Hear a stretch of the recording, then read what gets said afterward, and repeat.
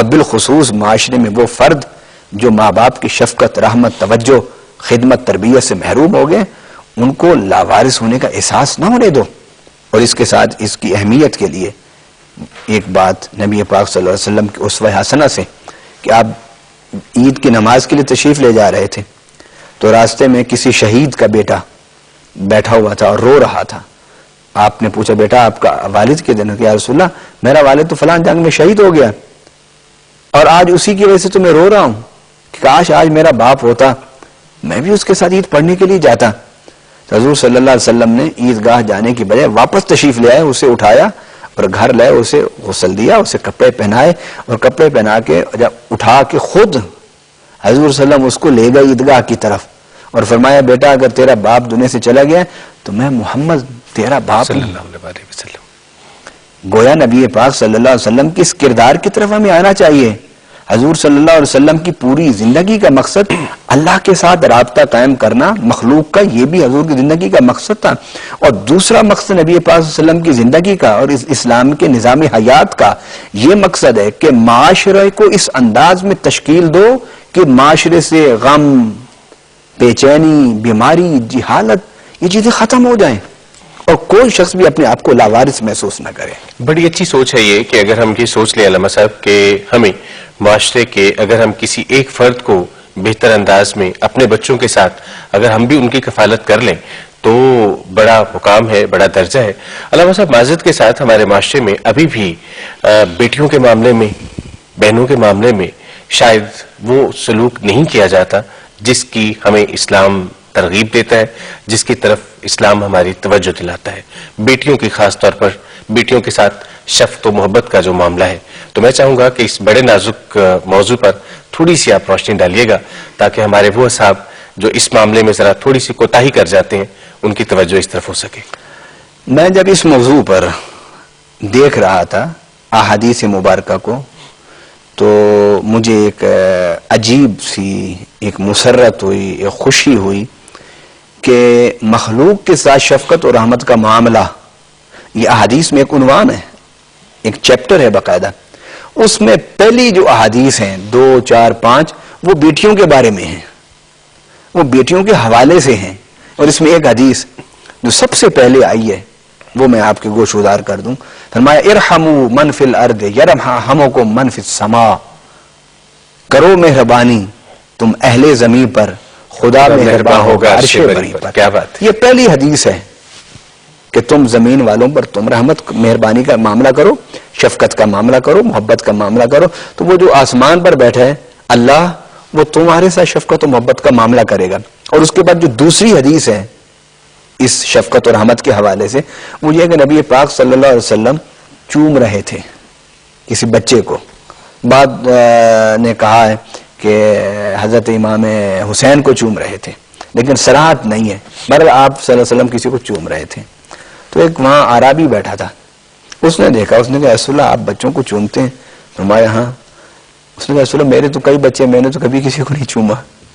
تو نبی پاک صلی اللہ علیہ وسلم نے فرمایا کہ یہ بچوں کو، اپنے بچوں کو نہ چومنا پیار و محبت میں، یہ در حقیقت دل کی سختی کی نشانی ہے۔ یہ اس کا مطلب یہ کہ اللہ تعالیٰ نے تیرے دل سے رحمت و شفقت کے جذبات کو نکال دیا ہے۔ گویا حضور تلقین فرما رہے تھے کہ اپنے بچوں کو ساتھ صرف باپ بن کے نہ رہو، بلکہ ان کے ساتھ شفقت و محبت و پیار کا ایسا معاملہ کرو کہ وہ تمہیں اپنا دوست محسوس کریں۔ اور اسی کے ساتھ جو اگلی حدیث ہے وہی جو آپ نے سوال کیا بیٹیوں کے حوالے سے، اس میں 2 حدیثیں میں بیان کروں گا۔ ایک حدیث حضرت عائشہ صدیقہ رضی اللہ تعالی عنہا سے روایت ہے۔ آپ فرماتی میرے پاس ایک عورت آئی، اس کے پاس 2 بیٹیاں تھیں، وہ عورت بھی بھوکی تھی اور اس کی دونوں بیٹیوں نے بھی کئی دنوں سے نہیں کھایا تھا۔ انہوں نے حضرت عائشہ صدیقہ سے سوال کیا تو سیدہ عائشہ نے، گھر میں اور کچھ نہیں پڑا تھا، ایک چھہارا پڑا تھا، آپ نے اٹھا کے اسے دے دیا۔ اب آپ اندازہ لگائیے کہ رحمت للعالمین کا گھر ہو اور ایک چھہارا اس میں، کیوں کہ نبی پاک صلی اللہ علیہ وسلم کی یہ تعلیم تھی کہ جو کچھ آج ہے تمہارے پاس شام سے پہلے وہ تقسیم کر دو، اللہ کل تمہیں اگر زندگی دے گا نا تو کل تمہیں رزق بھی دے گا۔ اس لیے وہ ذخیرہ نہیں کرتے تھے، اکٹھا کر کے گھر میں کچھ نہیں رکھتے تھے۔ تو وہ ایک ہی چھہارا پڑا تھا، وہ آپ نے دے دیا۔ اور دوسری طرف آپ دیکھیے حدیث کی الفاظ، اور ماں کی ممتا کا اندازہ لگائیے. اس خاتون نے اس چوہارے کو 2 حصوں میں تقسیم کیا, ایک بیٹی کے منہ میں دے دیا, دوسرا دوسری کی بیٹی کے منہ میں دے دیا, آپ ویسی کی ویسی بھوکھی رہ گئی. اللہ اکبر اللہ اکبر. نبی پاک صلی اللہ علیہ وسلم نے جب یہ سنے حدیث تو آپ نے فرمایا کہ اللہ تعالیٰ جسے بیٹیوں کے معاملے میں آزمائش میں ڈال دے, کہ یعنی ادھر بیٹی ہیں ادھر فقر ہے, ادھر بیٹی ہیں ادھر غربت ہے, ادھر بیٹیوں کی شادی ادھر ہمارے یہاں رسم و رواج, ایک ٹینشن ہے نا, ایک مصروفیت ہے, ایک انسان فکر میں آ جاتا ہے.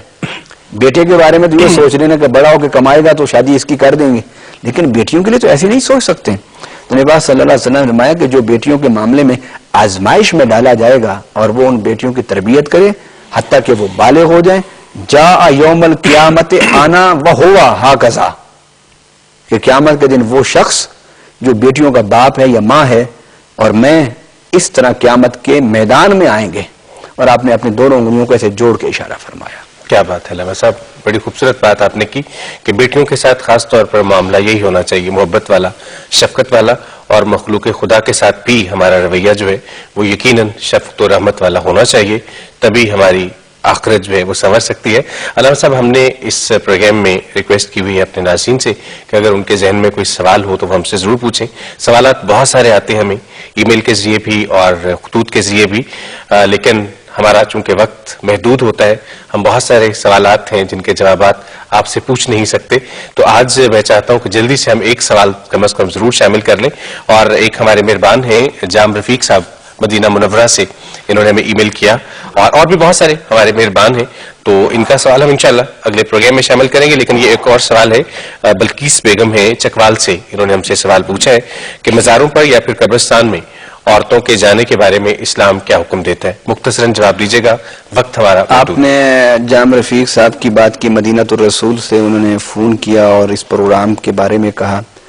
یقیناً وہ ہمارا پروگرام سن رہے ہوں گے. میں انہیں کہوں گا کہ وہ نبی پاک صلی اللہ علیہ وسلم کے روضہ انور پر جا کر ہم سب کی طرف سے سلام عرض کریں گے. اور دوسری بات یہ ہے کہ نبی پاک صلی اللہ علیہ وسلم نے شروع میں مزار قبروں پر جانے سے منع فرما دیا تھا, اور تھوڑے عرصے کے بعد جب تعلیم تربیت دی نبی پاک صلی اللہ علیہ وسلم نے تو اس کے بعد فرمایا کہ آپ جایا کرو.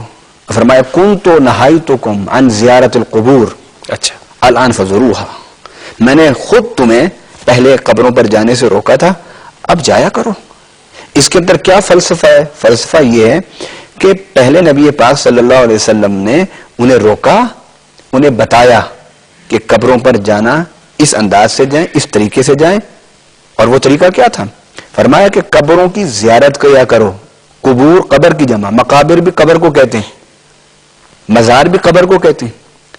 قبروں پر جایا کرو, اور قبروں پر جا کر اس لیے جایا کرو تاکہ تمہیں تمہاری موت یاد آئے. Thank you very much. اور آپ کا بھی بہت شکریہ کہ آپ نے آج کا ہمارا یہ پروگرام دیکھا. انشاءاللہ آپ سے اگلے پروگرام میں ایک دفعہ پھر ملاقات ہوگی.